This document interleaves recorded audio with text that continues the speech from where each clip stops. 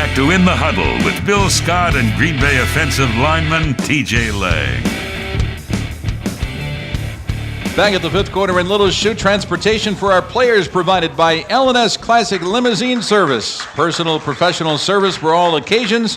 Call Lenny or Sue at 1-800-830-5933 for your reservation. That's 800-830-5933. Back with TJ Lang at the fifth quarter in Little Chute. In the Huddle continues. Nick McDonald, our guest, the NFL rookie with the Green Bay Packers. And great story a couple of weeks back in the Green Bay Press-Gazette that told the story of Nick McDonald, and some of you may have seen or read the story online. Nick lost his mother to cancer at the age of 14, and with three other siblings, I believe, correct?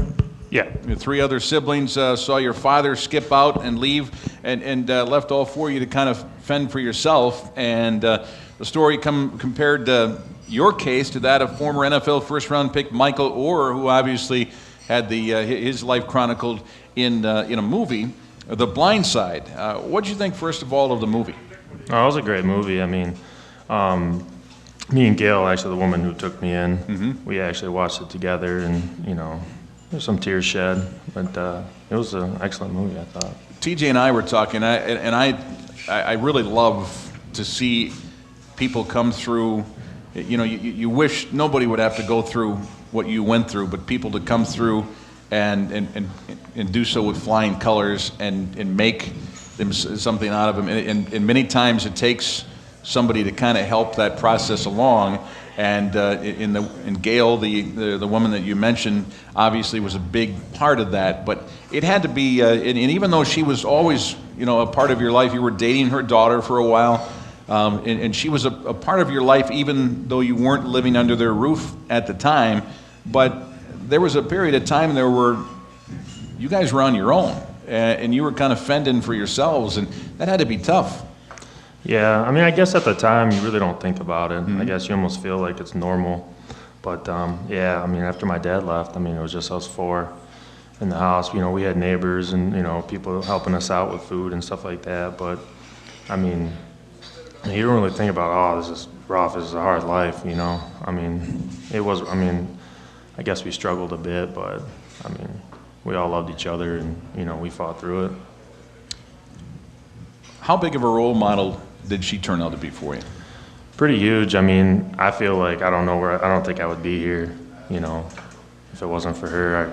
I could have gone down the wrong path with the wrong people.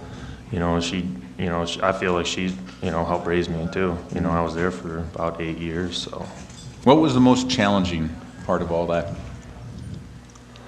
I mean, probably, I guess losing my mom. That's probably the biggest thing. I mean, I was kind of a mama's boy growing up, and you expect, your father to step up, and I can't put a lot of blame on him. It was his, my mom was his world, and, he kind of, fell apart a little bit too, but I think overall probably just losing my mom and then not being around my siblings growing up. We all got split up eventually, which, was a bummer, but, well, all in all, we stuck together, Do everybody together now? I mean. Yeah. I mean, my brother's married. My little brother, he plays football at Michigan State, starts at right guard.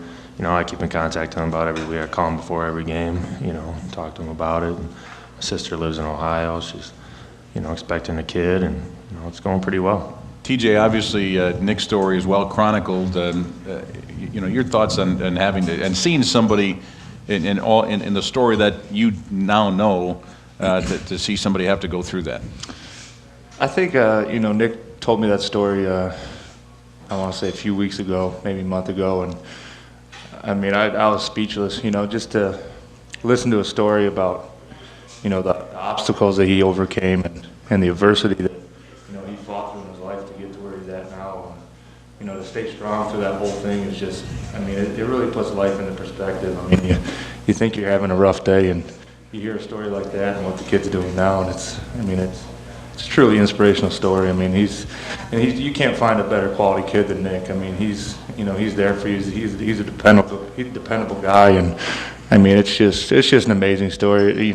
Every time I hear it, I kind of just, it really makes you think about life and what you have, and it teaches you not to take stuff for granted, because there's people out there that have to battle their way through things.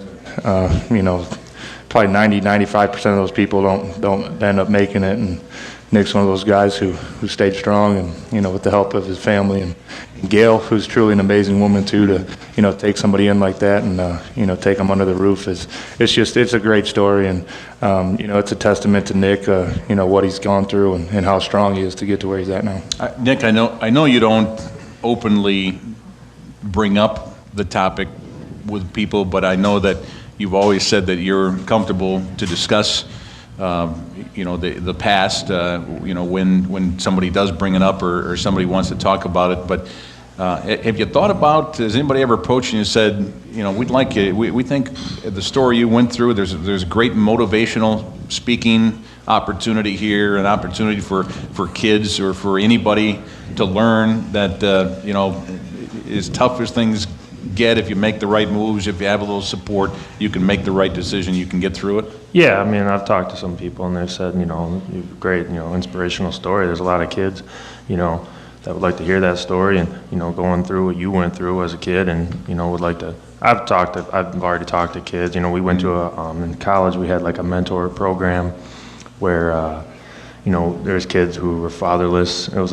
ridiculous percentage in Grand Rapids, Michigan, like kids that didn't have a dad. And basically we would just hang out with this kid for an hour a week, that was it. So, I mean, I've done stuff like that. And, but definitely, I think eventually when, my career is over, I'd like to, do something like that. Yeah, get a little more involved. I mean, and especially where you've been, now who you are now in the job, you have the opportunity because of the profession you're in to open some eyes and to get people to listen because they're impressed with the profession that you're in and what you do for a living right now.